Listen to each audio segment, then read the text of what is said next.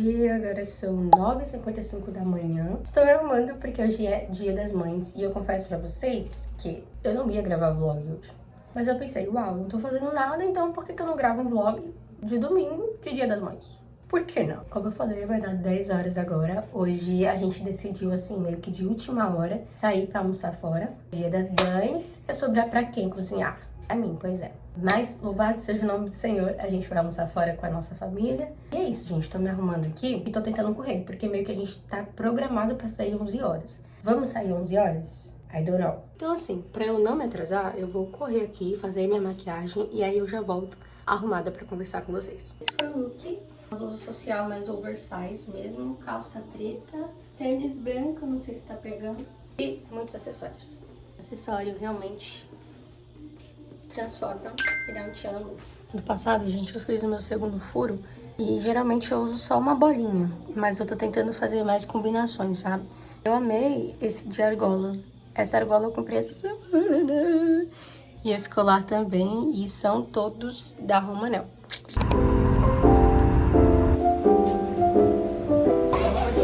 Batatinha. Hoje a gente vai comer picanha. É ramenha, né?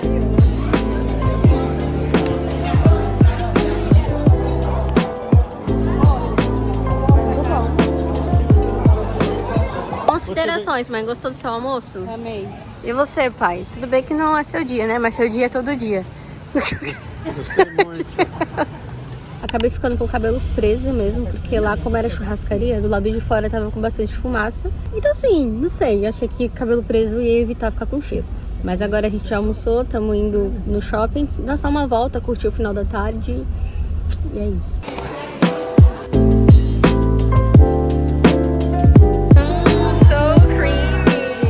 A gente acabou de chegar em casa, são 4h30 agora, e assim, foi muito legal, muito divertido. Glória a Deus pelo tempo que a gente teve em família. A gente almoçou, terminou de almoçar, já foi pro shopping só pra tomar uma casquinha, tomar um sorvete e andar por ali mesmo. Acabou que minha avó também comprou o presente de Dia das Mães dela, que meu tio deu. E foi isso, gente. Agora eu tô em casa e vou aproveitar a deixa desse vídeo para fazer não só um vlog, mas também um quadro de perguntas e respostas. Essa semana eu deixei uma caixinha de perguntas lá no Instagram sobre vida cristã, sobre dúvidas, conselhos que vocês poderiam ter. Inclusive, se você não me segue no Instagram, já tá aqui a deixa para você me seguir por lá, porque, querendo ou não, eu fico mais presente no dia a dia. Então, assim, já me segue no Instagram, TikTok. Enfim, deixei uma caixinha de perguntas sobre esse tópico e algumas pessoas colocaram algumas perguntas e eu vou aproveitar esse vídeo, inclusive, para trazer as respostas. Então, poderia deixar essa parte do vídeo para gravar em outro vídeo? Poderia, mas eu confesso que eu tô um pouco ansiosa para responder essas perguntas. Antes mesmo de eu responder as perguntas que deixaram na caixinha,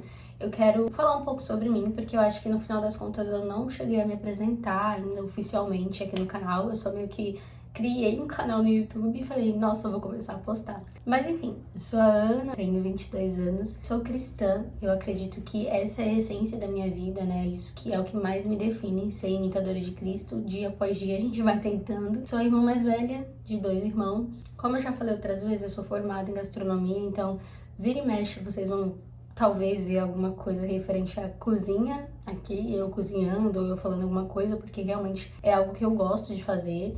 Não trabalho na área ainda. O que mais eu posso falar, gente? Não sei. E também eu gosto muito de cantar, então basicamente isso. A primeira pergunta que me mandaram foi: como você se converteu e quais foram os desafios? Eu me converti, assim, eu aceitei a Cristo. Confesso que eu falo para as pessoas que o Senhor que me aceitou, né?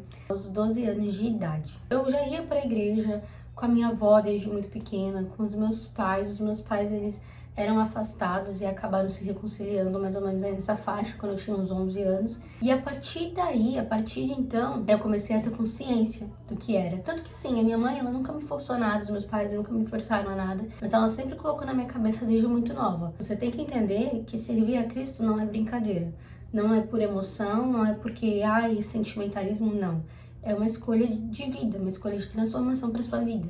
Então, aos 12 anos de idade, eu entendi isso e eu falei, eu quero isso pra minha vida. Foi aí que eu fui lá na frente, na igreja, e tô até hoje. Em relação aos desafios, a vida cristã em si, ela é um desafio. Se trata de renúncia, se trata de você abrir mão das suas vontades, abrir mão do seu próprio eu. No começo, eu lembro que como eu era pré-adolescente ali, eu sempre fui uma pessoa muito certinha, entre aspas, né, porque todos somos pecadores, mas eu sempre fui muito na linha, assim, muito regrada. Mas eu lembro que eu gostava muito de ouvir músicas seculares, eu gostava muito de dançar. Gente, hoje em dia eu não sei nem fazer essas trends do TikTok, mas no começo foi bem desafiador pra mim nesse sentido. E até hoje, né, gente, porque conforme a gente vai crescendo e amadurecendo, os desafios são outros. Outra pergunta acho que tá muito relacionado a isso, que é, você sempre foi firme na igreja ou teve um tempo distante? Eu sempre fui firme, eu acho que desde que eu me converti no evangelho, eu nunca me afastei, eu nunca tive aquele tempo de, tipo assim, rebeldia. Inclusive, um dos desafios também que eu tive durante esse tempo foi o desânimo. Mas na minha cabeça eu sempre tive a consciência de que eu não posso deixar Cristo, porque não é Cristo que tá perdendo, sou eu. Se eu não tiver Cristo, eu não tenho nada. Veio o desânimo, veio muitas das vezes a vontade de parar, mas de largar Cristo, nunca. Então, eu espero em nome de Jesus que eu continue perseverando, né, até o fim. A próxima pergunta é meio que eu vou emendar duas, porque faz muito sentido responder elas duas juntas. Que são, como você se enxerga no futuro, daqui a 5 anos? E males dos 20. Como eu me enxergo daqui a 5 anos? Eu acho que é exatamente aquilo que eu falei no vídeo anterior. A gente cria na cabeça expectativas muito altas, né? Eu, pelo menos, sempre fui uma pessoa que criou expectativas muito altas em relação a muitas coisas, ao meu futuro, mas o que eu tenho aprendido é confiar e descansar em Deus, sabe? Viver na dependência dele, porque por mais que, como dizem Provérbios, o homem ele faz planos em seu coração, mas o Senhor é que dá a última palavra. Então eu sei que é essencial a gente traçar planos, se preparar, mas desde que a gente esteja alinhado com a vontade do Senhor, porque se não estiver alinhado, não adianta de nada, né? Sinto lhe dizer, um leve spoiler. Daqui a 5 anos eu espero estar estável profissionalmente. Eu espero de verdade ter viajado pra algum lugar fora do país, gente, porque pra mim já tava mais que na hora, né? Mas tudo bem, ainda não chegou o tempo. Em relação aos males dos 20, eu acho que tem tudo a ver com isso. A gente vive essa fase muito intensamente, principalmente porque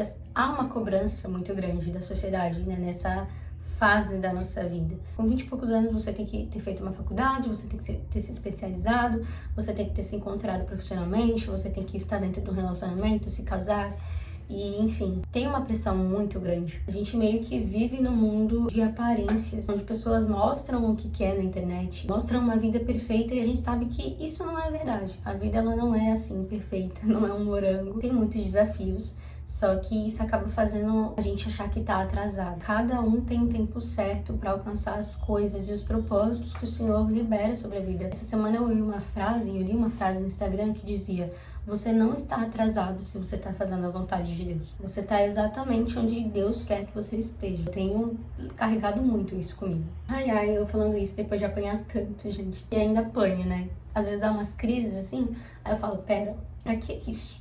Descansa no Senhor, porque realmente não tem necessidade, né? Como ter a certeza de que estamos no centro da vontade de Deus, mesmo quando nem tudo parece fazer sentido? Primeira coisa que você tem que entender, estar no centro da vontade de Deus por si só quase nunca vai fazer sentido. Abraão, quando Deus fala assim, Abraão, sai do meio da tua terra e da tua parentela e vai pra uma terra que eu te mostrarei.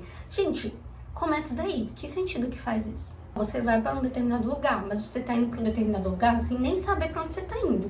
Então, assim, estar no centro da vontade de Deus, muitas das vezes, vai fazer com que a gente perca realmente o sentido de muitas coisas. Mas o que verdadeiramente nos garante viver o plano que o Senhor tem para nossa vida, os propósitos dele, é estar em obediência.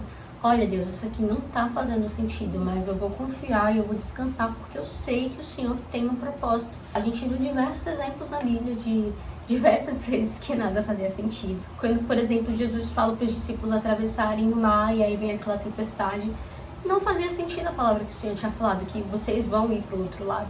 Mas eles foram.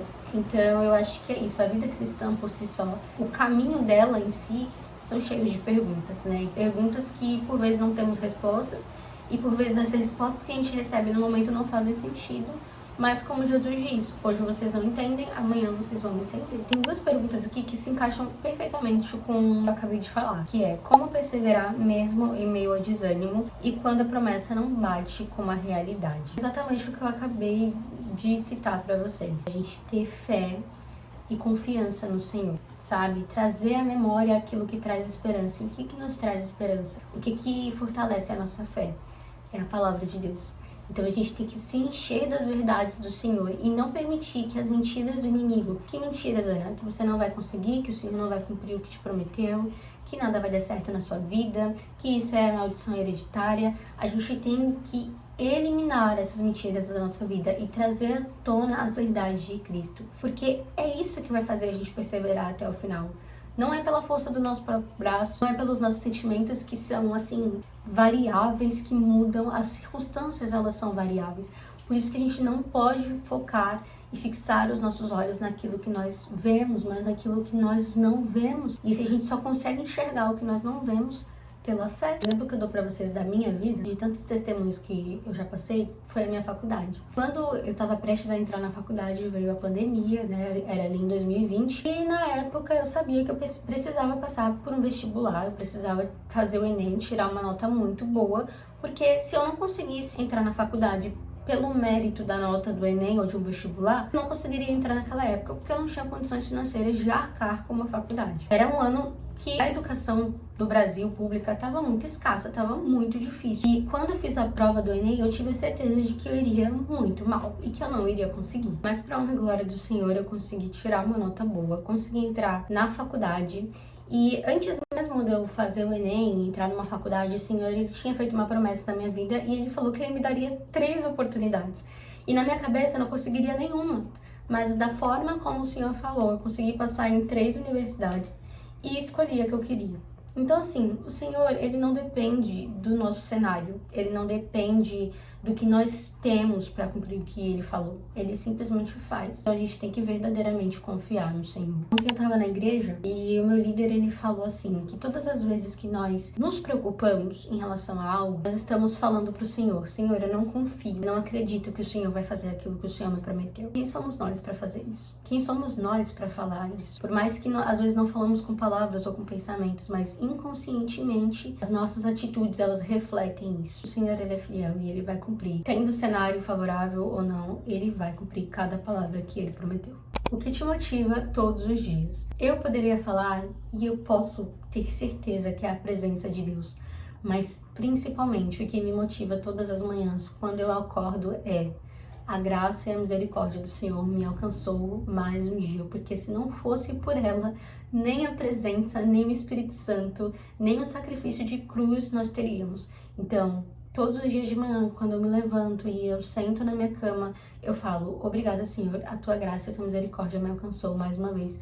Então, isso que tem me motivado todos os dias. Por fim, fiz um resumo aqui geral. Tem uma pergunta assim, que pergunta qual é o meu louvor favorito, e outra que fala sobre cristão pode ouvir música secular?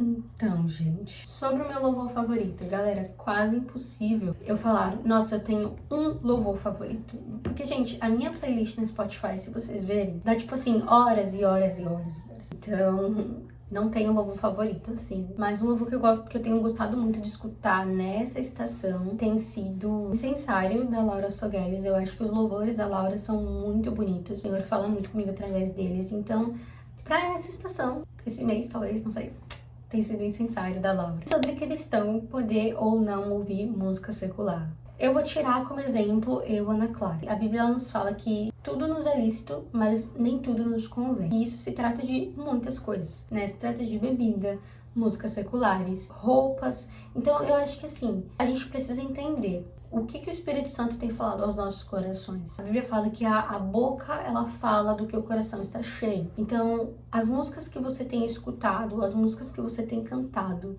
tem refletido o que o seu coração está cheio? Se você for parar para refletir sobre as letras das músicas que você tem escutado, elas glorificam o nome do Senhor? Aquilo que o seu coração está cheio e o que a sua boca está falando, tem glorificado o nome do Senhor? Eu confesso pra vocês que eu não escuto música secular desde que eu me converti. Uma ou outra eu acho bonita, eu vejo a tradução, porque eu gosto muito de música internacional, mas Desde que eu me converti, o Espírito Santo, ele me incomoda muito, muito mesmo. Eu sei que se eu ficar escutando muita música, der mais espaço para esse tipo de canções, de certa forma eu vou me afastar um pouco da presença do Senhor.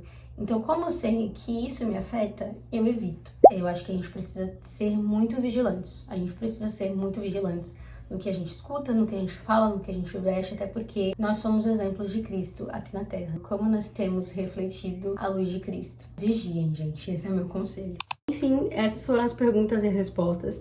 Eu espero muito que vocês tenham gostado e que de alguma forma tenha edificado a vida de vocês. E esse foi o vídeo de hoje também, gente. Inclusive, trouxe esse mini vlog aí, não ia trazer, mas resolvi trazer pra vocês. E eu peço que, se você chegou até aqui, curta esse vídeo, comente, se inscreva no canal, porque do fundo do coração eu espero ver vocês nos próximos vídeos. Então, é isso. Um beijo e fiquem na paz.